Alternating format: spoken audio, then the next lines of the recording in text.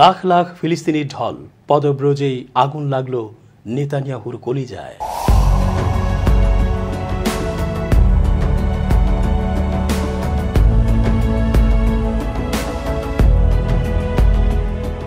আসসালামু আলাইকুম সুপ্রিয় দর্শক, ভালো আছেন তো?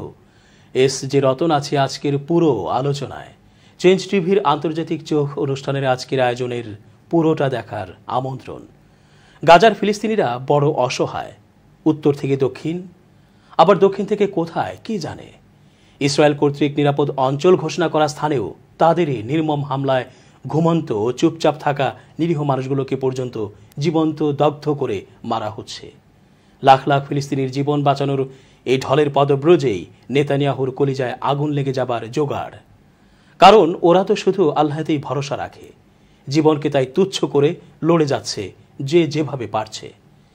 ইসরায়েলি সামরিক অভিযানের কারণে গাজার দক্ষিণের শহর রাফা ছেড়ে পালাতে বাধ্য হয়েছেন 10 লাখেরও বেশি ফিলিস্তিনি।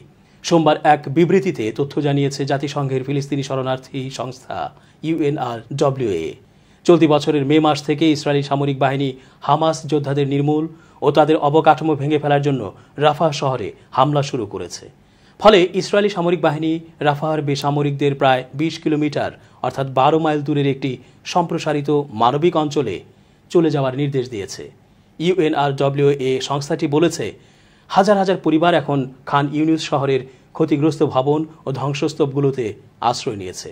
ক্রমবর্ধমান চ্যালেঞ্জ সত্ত্বেও প্রয়োজনীয় পরিষেবা সরবরাহ করছে তারা। তবে অনেক ফিলিস্তিনির অভিযোগ, তারা যেখানেই যায় সেখানেই ইসরায়েলি হামলার ঝুঁকি রয়েছে। ইসরায়েলের চলমান এই হামলার জেরে রাফা সীমান্ত দিয়ে ত্রাণ পাঠানো সম্ভব নয় বলে জানিয়ে দিয়েছে মিশর।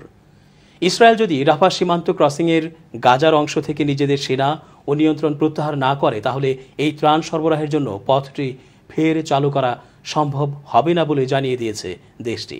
সোমবার মিশরীয় পররাষ্ট্রমন্ত্রী সামে শৌকরি এ কথা বলেছেন। মাদ্রিদে স্পেনের পররাষ্ট্রমন্ত্রীর সঙ্গে এক সংবাদ সম্মেলনে শৌকরি বলেছেন, ফিলিস্তিনি প্রশাসন ছাড়া রাফা ক্রসিং পরিচালনা করা কঠিন। তিনি বলেছেন, মধ্যপ্রাচ্যের নিরাপত্তা ও স্থিতিশীলতার জন্য 1979 সালের মিশর ইসরায়েল শান্তি চুক্তি এখনও দৃঢ় ভিত্তি হিসাবে কাজ করছে। সবার উচিত এই গুরুত্বপূর্ণ চুক্তিটি টিকিয়ে দায়িত্বশীল পদক্ষেপ গ্রহণ করা। এদিকে দক্ষিণ এশিয়ার দ্বীপরাষ্ট্র মালদ্বীপে ইসরায়েলি নাগরিকদের প্রবেশে নিষেধাজ্ঞা আরোপ করা হয়েছে। তবে কবে থেকে এই নিষেধাজ্ঞা কার্যকর হবে তা জানানো হয়নি। ফিলিস্তিনের গাজায় ইসরায়েলি আগ্রাসন ও গণহত্যার প্রতিবাদে এ পদক্ষেপ নিয়েছেন দেশটির প্রেসিডেন্ট মোহাম্মদ মুইজ্জু। তার কার্যালয়ের মুখপাত্র জানান, ইসরায়েলি পাসপোর্টের বিরুদ্ধে নিষেধাজ্ঞা আরোপের অঙ্গীকার করেছেন প্রেসিডেন্ট মোহাম্মদ মুইজ্জু। তিনি ইসরায়েলি আগ্রাসনের শিকার ফিলিস্তিনিদের জন্য তহবিল সংগ্রহের পদক্ষেপ নিয়েছেন।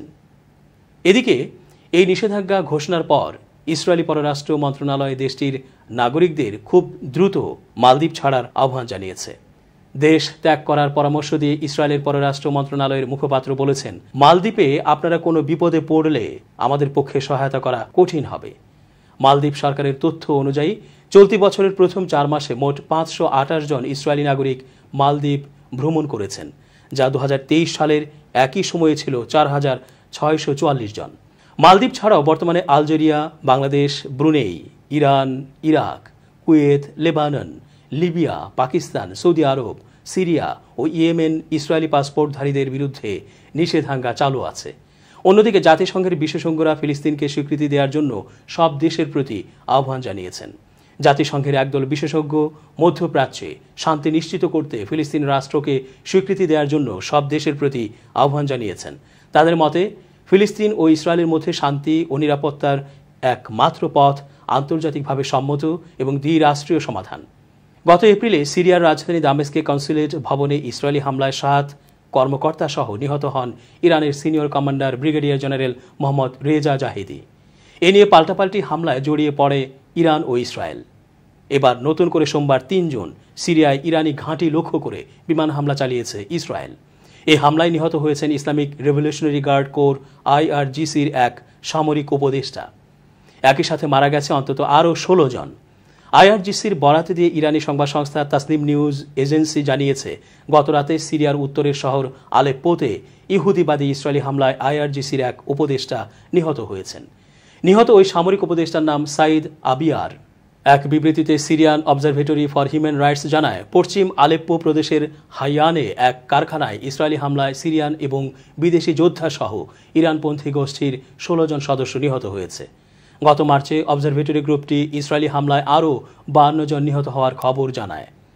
সে হামলায় ৩৮ সিরিয়ান সরকারি সৈন্য, ৭ হিজবুল্লাহ সদস্য এবং ৭ ইরানপন্থী যোদ্ধা মারা যায়। গত মাসে ভয়াবহ এক বিমান দুর্ঘটনায় নিহত হন ইরানের প্রেসিডেন্ট ইব্রাহিম রাইসি এবং পররাষ্ট্রমন্ত্রী হোসেন আমির আবদুল্লাহিয়ান। এই ঘটনার মাসও পেরোয়নি এখনও। গাজায় চলমান যুদ্ধের মাঝে ইরানের সঙ্গেও যুদ্ধংদেহী পরিস্থিতিতে জড়িয়ে পড়ছে ইসরায়েল। গত বছরের ৭ অক্টোবর ইসরায়েলে হামাসের হামলার পর পাল্টা জবাব হিসেবে গাজায় নির্বিচারে হত্যাযজ্ঞ চালিয়ে যাচ্ছে ইসরায়েল। শুধু তাই নয়, হিজবুল্লাহ এবং লেবানন ও সিরিয়ায় ইরান সমর্থিত বিভিন্ন গোষ্ঠী লক্ষ্য করেও হামলা চালাচ্ছে দেশটি। তবে সোমবারের এই হামলা নিয়ে কোনো মন্তব্য করেনি ইসরায়েলি সামরিক বাহিনী। ফিলিস্তিনের অবরুদ্ধ গাজা ভূখণ্ডের ২টি শরণার্থী শিবিরে ইসরায়েলি হামলায় অন্তত ১৫ ফিলিস্তিনি নিহত হয়েছেন। আহত হয়েছেন আরও অনেকেই। মঙ্গলবার রাতে মধ্য গাজার বুরেইজ ও মাগাজি শরণার্থী শিবিরে ইসরায়েলি হামলায় হতাহতের এই ঘটনা ঘটে। ফিলিস্তিনি স্বাস্থ্য কর্মকর্তা বলেছেন, মধ্য গাজার বুরেইজ ও মাগাজি শরণার্থী শিবিরে ইসরায়েলি স্থল ও বিমান হামলায় অন্তত ১৫ জন নিহত হয়েছেন।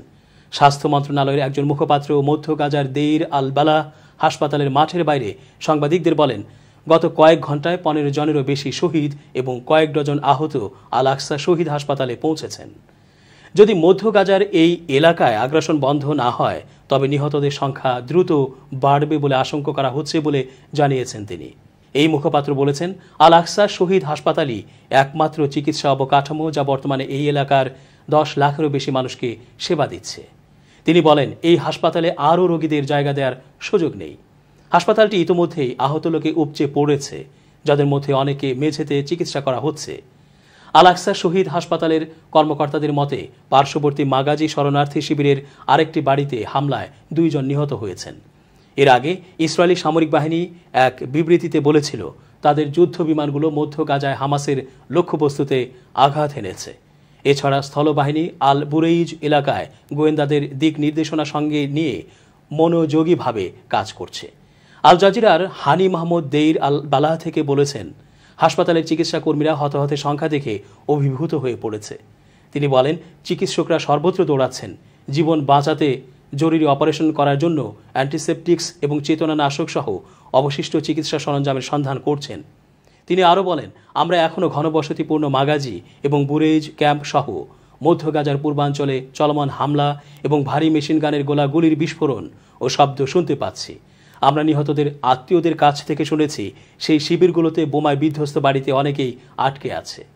এদিকে গত বছরের অক্টোবর থেকে গাজা উপত্যকায় ইসরায়েলের চলমান আক্রমণে নিহত ফিলিস্তিনিদের সংখ্যা বেড়ে কমপক্ষে ৩৬,৫৫০ জনে পৌঁছেছে বলে মঙ্গলবার অবরুদ্ধ এই ভূখণ্ডটির স্বাস্থ্য মন্ত্রণালয় জানিয়েছে। মন্ত্রণালয়ের বিবৃতিতে আরও বলা হয়েছে, হামলায় আরও ৮২,৯৫৯ জন আহত হয়েছেন। ইসরায়েলকে কড়া জবাব দিতে নিরলস হামলা অব্যাহত রেখেছে হিজবুল্লাহ। ইসরায়েলের উত্তর সীমান্ত জুড়ে ব্যাপক রকেট ও ড্রোন হামলা চালিয়েছে লেবাননের সশস্ত্র গোষ্ঠী হিজবুল্লাহ। এই হামলায় ভয়াবহ আগুনে পুড়ে গেছে প্রায় ১০,০০০ ডুনাম বা ১০ বর্গ কিলোমিটার এলাকা। সোমবার রাত থেকে ইসরায়েলের উত্তর সীমান্তে রকেট ও ড্রোনের সাহায্যে হামলা চালানো শুরু করে হিজবুল্লাহ। তবে ঠিক কতটি রকেট বা কতগুলো ড্রোনের সাহায্যে এই হামলা চালানো হয়েছে তা স্পষ্ট হয়নি। খবর টাইমস অব ইসরায়েলের। ইসরায়েলের ফায়ার অ্যান্ড রেস্কিউ সার্ভিসেস জানিয়েছে, তাদের ৩০টির বেশি অগ্নি নির্বাপক ইউনিট আগুন নেভানোর লক্ষ্যে কাজ করে যাচ্ছে, যার ফলে গ্যালিলি এলাকার বেশ কয়েকটি বড় রাস্তায় চলাচল বন্ধ হয়ে গেছে। ফায়ার ডিপার্টমেন্ট এক বিবৃতিতে জানিয়েছে, হিজবুল্লাহর এসব হামলায় কোনো প্রাণহানি বা বেসামরিক অবকাঠামো ক্ষতিগ্রস্ত হয়নি। এর আগে গত রোববার ইসরায়েলের উত্তরে হিজবুল্লাহর ছোড়া রকেটের কারণে বুশ ফায়ারের ফলে প্রকৃতির সংরক্ষণাগার সহ খোলা জায়গায় ১০,০০০ ডুনাম বা ১০ বর্গ কিলোমিটার এলাকার গাছপালা পুড়ে গেছে বলে জানিয়েছে ইসরায়েলি প্রকৃতি ও পার্ক কর্তৃপক্ষ। তারা জানিয়েছে, কয়েক ডজন দমকল ইউনিট গোলান হাইটস এবং অন্যান্য অঞ্চলের কাজিওরিন শহরে ছোড়া রকেটের কারণে সৃষ্ট আগুন নিয়ন্ত্রণে আনতে ঘণ্টার পর ঘণ্টা কাজ করেছেন। সোমবারও কিছু এলাকা জ্বলছিল। ইসরায়েলি নেচার অ্যান্ড পার্ক অথরিটির গোলান জেলার পরিচালক শ্যারন লেভি সোমবার ইসরায়েলি সংবাদ মাধ্যম ওয়াইনেট নিউজকে বলেছেন, হিজবুল্লাহর ছোড়া রকেটে সৃষ্ট আগুনে Yehudiya forest nature reserve, hiking trail এবং রিজার্ভের ব্ল্যাক ক্যানিয়ন অন্তর্ভুক্ত এলাকাগুলো পুড়ে গেছে। দর্শক, আজ এই পর্যন্তই। ভালো থাকুন।